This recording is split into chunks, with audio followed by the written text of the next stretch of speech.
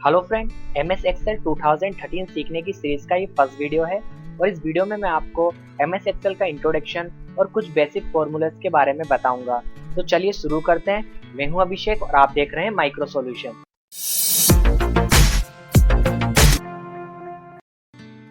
MS Excel software को open करने के लिए आप अपने कीबोर्ड से विंडो बटन के साथ R को प्रेस करिए। इससे रन ओपन होगा। रन में आपको जस्ट टाइप करना है एक्सेल और आपको ओके पर क्लिक करना है। देखिए, इससे मेरा MS एक्सेल सॉफ्टवेयर ओपन हो चुका है। अब मुझे यहाँ पर केवल ब्लैंक वर्कबुक पर क्लिक करना है, जिससे MS एक्सेल प्रॉपर्ली स्टार्ट हो जाएगा। देखिए, सबसे पहले मैं आपको MS एक्सेल में काम स्टार्ट करने से पहले ये बता देता हूँ कि MS एक्सेल सॉफ्टवेयर का यूज आप किन किन कामों के लिए कर सकते हैं। देखिए, यदि आपके पास कोई ऐसा डाटा है जिसे आपने अपनी नोटबुक में टेबल फॉर्मेट में अरेंज करके रखा हुआ है, यदि वो नोटबुक आपसे खो गई तो हो सकता है कि आपका डाटा लॉस हो जाए। लेकिन यदि आपने उस डाटा को MS एक्सेल के अंदर टेबल फॉर्मेट में अच्छे से अरेंज करके रख लिया तो आपका डाटा सेफ हो जाएगा। आपके पास एक हार्ड कॉपी भी हो जाएगी, एक सॉफ्ट कॉपी भी हो जाएगी। ठीक है। तो और दूसरा यूज क्या है, आप MS एक्सेल का यूज आप अकाउंटिंग पर्पज से कर सकते हैं। आप फॉर्मूले वगैरह इसमें लगाकर अच्छे से अकाउंटिंग का वर्क कर सकते हैं। और भी इसके अंदर कई यूज है। जैसे जैसे मैं आपको आगे MS एक्सेल पढ़ाता जाऊंगा, आपको ये सब काम इजीली करना आ जाएगा।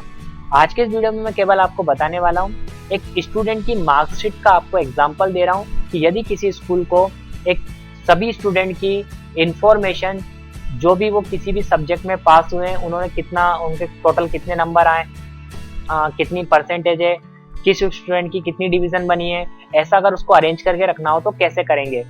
इस एग्जाम्पल को आप अच्छे से समझिए। आप इस एग्जाम्पल का यूज अदर किसी अपने काम को करने के लिए कर सकते हैं। तो देखिए, सबसे पहले आपको बता देता हूँ, यदि आप नीचे की ओर बढ़ते हैं तो इसे कॉलम कहा जाता है, और यदि आप इस तरफ बढ़ते हैं तो इसे रो कहा जाता है।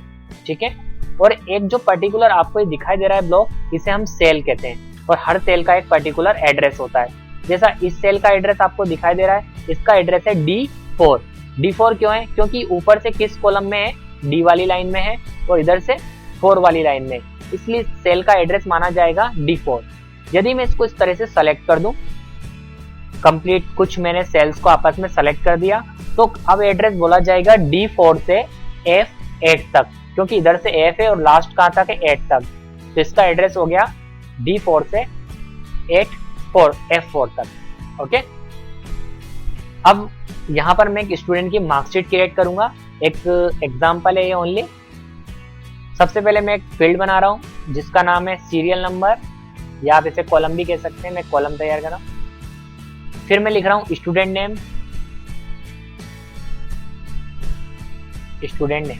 ठीक है। देखिए, स्टूडेंट नेम टेक्स्ट इस कॉलम से बाहर आ चुका है, यानी इस सेल में फिट नहीं हो रहा।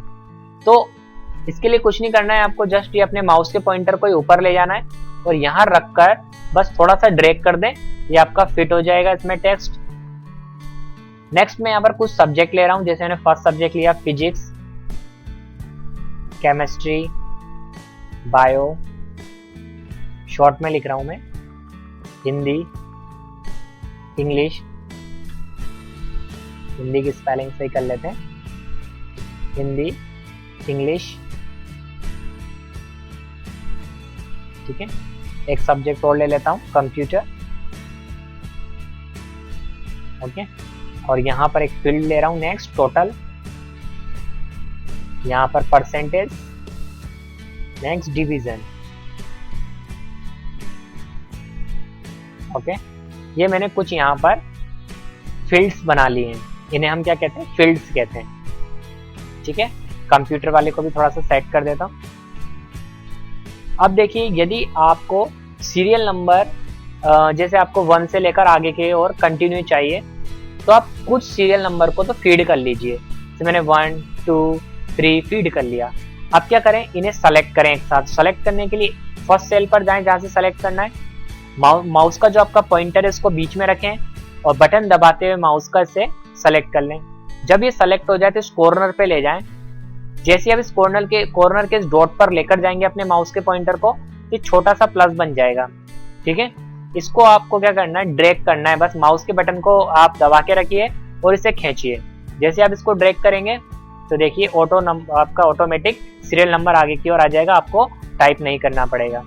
ठीक है, इस तरह से देखिए आप और भी काम कर सकते हैं। मैं आपको साइड में करके दिखा रहा हूँ। यदि आपको अपने वीक्स लिखने हैं, जैसे संडे से स्टार्ट कर लेते हैं अपन संडे, तो आप कुछ नहीं करें, यहाँ से बस सेल को सेलेक्ट करें, वही कॉर्नर पे लेकर जाएं अपने माउस के पॉइंटर को, प्लस जब आ जाए तो दबाकर बटन को ड्रैग कर लीजिए, आगे के वीक्स अपने आप आ जाएंगे। सेम आप जनवरी से स्टार्ट कर सकते हैं अपने मंथ के लिए, जनवरी फरवरी मार्च ऑटोमेटिक आगे की ओर आ जाएंगे। इसे मैं डिलीट कर देता हूँ यहाँ से। ठीक है, अब मैं यहाँ पर कुछ स्टूडेंट का नाम डाल लेता हूँ। सपोज मैं एक एग्जांपल बता रहा हूँ, तो कोई भी स्टूडेंट का नाम ले लेता हूँ।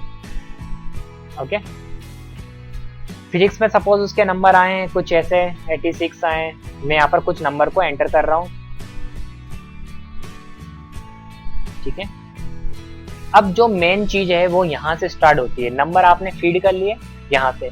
अब यदि आपको फॉर्मूला अप्लाई करना हो तो देखिए, टोटल लगाने के लिए सबसे पहले आपको क्या करना है, जहां टोटल लगाना है वहां पर अपनी सेल को रखना है, देन इक्वल बटन दबाना है, यानी बराबर का साइन लगाना है यहाँ पर। ठीक है, बराबर लगाना कंपलसरी है। यदि आप इक्वल का साइन नहीं लगाएंगे तो आपका फॉर्मूला काम नहीं करेगा। तो सबसे पहले मैंने इक्वल लगाया, देन मुझे टाइप करना है SUM सम, देन मुझे ब्रैकेट स्टार्ट करना है, और ब्रैकेट में मुझे कहां से कहां तक टोटल चाहिए बस वो लिखना है। तो मुझे देखिए यहाँ से लेकर और यहाँ तक का टोटल चाहिए, तो मैं यहाँ पर क्लिक कर रहा हूँ, और क्लिक करने के बाद देखिए क्या करूंगा, यहाँ से सेलेक्ट करके जहां तक मुझे टोटल चाहिए वहां तक लेकर जाऊंगा। तो मुझे H यहाँ पर 2 तक चाहिए था, मैंने यहाँ तक ले लिया, इसको यहाँ से लेके यहाँ तक सेलेक्ट कर लिया। अब ब्रैकेट को क्लोज करूंगा, देन एंटर कर दूंगा। तो देखिए टोटल मेरा लग चुका है, 431 यहाँ पर टोटल आ गया। अब आपको ऐसा सभी के लिए नहीं करना। मान लो आपका और स्टूडेंट की डिटेल डालनी है, तो आपको सभी के लिए फॉर्मूला अप्लाई करने की जरूरत नहीं है। वही आप क्या करेंगे, इस कॉर्नर पे लेकर जाएंगे अपने पॉइंटर को, और बस जस्ट क्या करें, इसको खींच लें।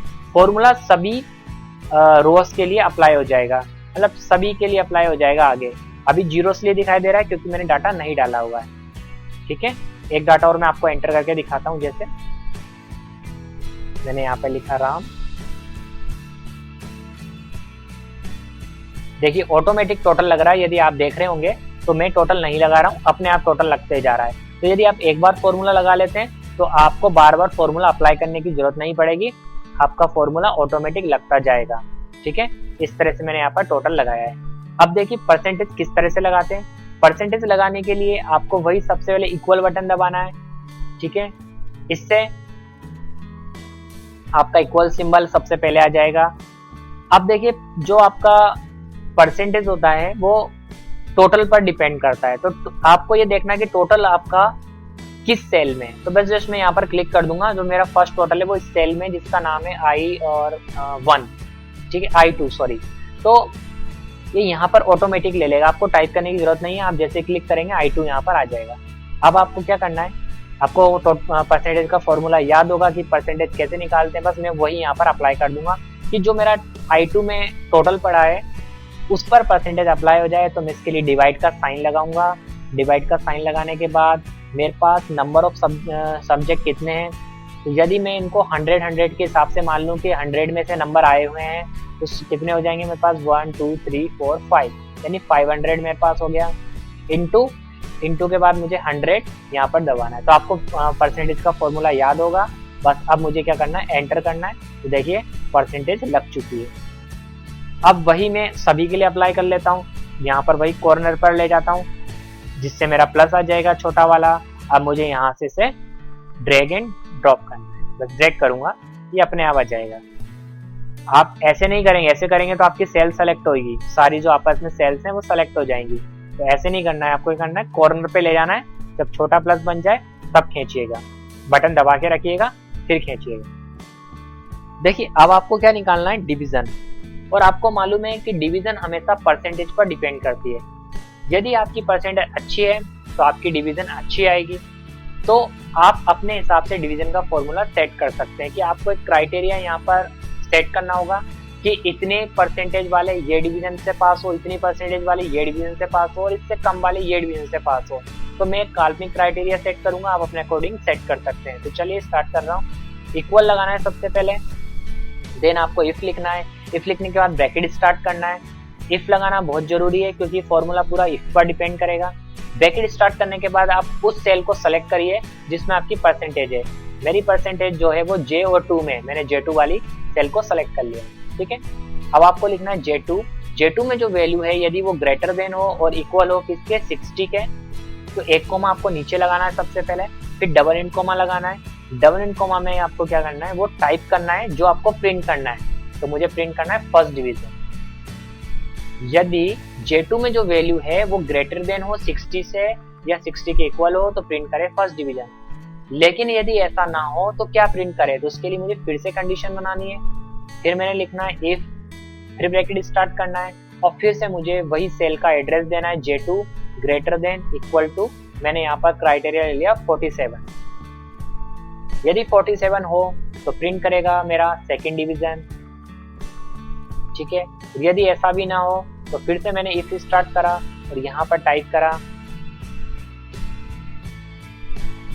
J2 की जो वैल्यू है यदि वो ग्रेटर देन है और वो इक्वल है 33 के, तो इस बार प्रिंट करेगा मेरा ये थर्ड डिवीजन। यदि इससे कम है कोई तो डायरेक्ट डबल इन कोमा में मैं लिख देता हूँ फेल। ठीक है, और जितने मैंने ब्रैकेट स्टार्ट करें, कितने करें, 1 2 3, तो 3 ब्रैकेट में क्लोज कर दूँ। ठीक है, अब एक बार मैं आपको इस फॉर्मूले को पूरा समझा देता हूँ। देखिए, आपको सबसे पहले यहाँ पर उस सेल एड्रेस को देना है जिसमें आपकी फर्स्ट परसेंटेज रखी हुई है। तो फर्स्ट परसेंटेज मेरी J2 में है, इसलिए मैंने यहाँ पर J2 लिया। ये क्राइटेरिया कुछ भी हो सकता है। यदि आप चाहते हैं कि आप 70 से ज्यादा किसी की परसेंटेज आए या इक्वल आए तो फर्स्ट डिवीजन हो, तो यहाँ 70 कर दीजिए। ये क्राइटेरिया आप अपने हिसाब से सेट कर सकते हैं। तो यदि आप चाहते हैं कि जो J2 की वैल्यू है वो सेकंड डिवीजन के लिए आप कम करना चाहते हैं या बढ़ाना चाहते हैं तो यहाँ सेट कर दीजिए। तो मैंने कुछ ऐसा लॉजिक बनाया है कि यदि ऐसी वैल्यू ना हो, इतनी परसेंटेज हो तो ये प्रिंट कर जाए, ये परसेंटेज हो तो ये प्रिंट कर जाए। ऐसी मैंने पूरा एक लॉजिक लिखा हुआ है। आप कहाँ कहाँ बदल सकते हैं, ये जहाँ पर मैंने ये 33, 47, 60 लिखा हुआ है, इस जगह पर आप कुछ भी कर सकते हैं। ठीक है, अब मैं यहाँ से एंटर को प्रेस कर देता हूँ। देखिए, मेरा फर्स्ट डिवीजन ऑटोमेटिक आ चुका है। अब बस मुझे कुछ नहीं करना, वही सभी के लिए इस फॉर्मूले को अप्लाई कर देना है। कॉर्नर पे ले गया हूँ मैं प्लस को और यहाँ से इसको ड्रैग कर देता हूँ। तो देखिए, बाकी जने फेल हो जाएंगे क्योंकि यहाँ पर अभी कोई डाटा है ही नहीं। तो एक डाटा की और एंट्री कर लेते हैं हम। ठीक है,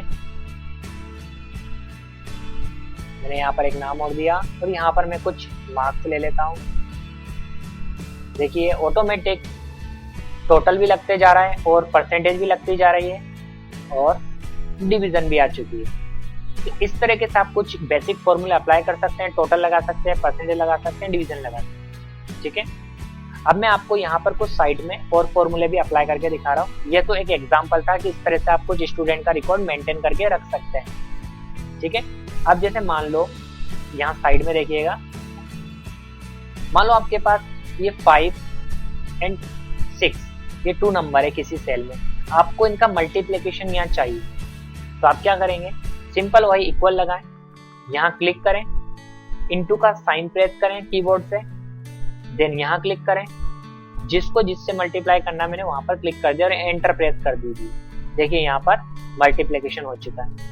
इस तरह से आप मल्टीप्लिकेशन का फॉर्मूला अप्लाई कर सकते हैं। अब आपको सब्ट्रैक्शन करना हो, मान लो, यानी कि आपको माइनस करना हो, 10 में से मुझे 5 को माइनस करना है। तो मैंने यहाँ पर 10 में से 5 को माइनस करने के लिए क्या करूंगा, इक्वल प्रेस करा सबसे पहले, तो 10 में से करना है, यहाँ क्लिक कर दिया, माइनस का सिंबल प्रेस करा कीबोर्ड से, यहाँ क्लिक करा एंड एंटर कर दिया। तो देखिए 5 आ चुका है। इस तरह से आप मल्टीप्लिकेशन और सब्ट्रैक्शन भी यहाँ पर कर सकते हैं। बाकी कुछ और इम्पोर्टेंट फॉर्मूले भी हैं इसके अंदर जो मैं आपको आगे की वीडियो में बताऊंगा। सो फ्रेंड, यदि आपको वीडियो पसंद आया तो इसे लाइक करिए। यदि आपको वीडियो अच्छा लगा तो अपने फ्रेंड्स के साथ शेयर करिए। और यदि आपने अभी तक मेरे चैनल को सब्सक्राइब नहीं करा तो प्लीज इस चैनल को सब्सक्राइब कर लीजिए ताकि इस तरह की और भी वीडियो आप तक इजीली पहुंच जाए। Thanks for watching.